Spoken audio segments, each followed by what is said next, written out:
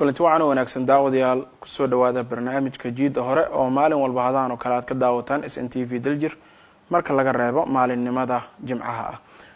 qodobada barnaamijka aad ku daawan doontaan waxaa kamid ah ciidamada qaranka iyo kuwa deegaanka oo saakay qawaarijta ku laayay deegaanka Wargaadhi ee gobolka Shabeellaha Dhexe.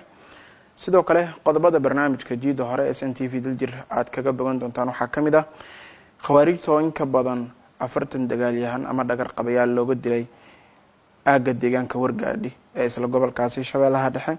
dawladda Soomaaliya oo sheegtay in guur laga gaaray siyaasadda arrimaha dibadda. sidoo kale barnaamijka waxaad kaga bogan doontaan hay'adda aqoonsiga qaran ee NIRA oo xarin cusub ka furatay degmada Warta Nabadda ee gobolkani Banaadir.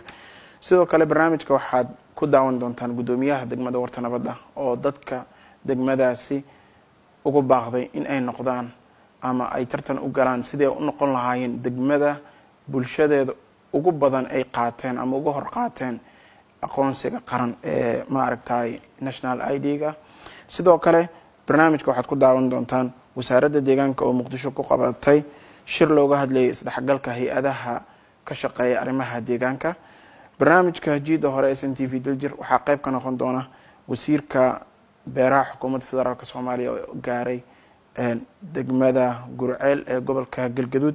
sidoo kale barnaamijka jiida hore waxaa qayb ka ah qodobada aad ku daawan doontaan wasaaradda deegaanka oo Muqdisho ku soo xirtay toddobaadka ka hortagga isticmaalka bacaha.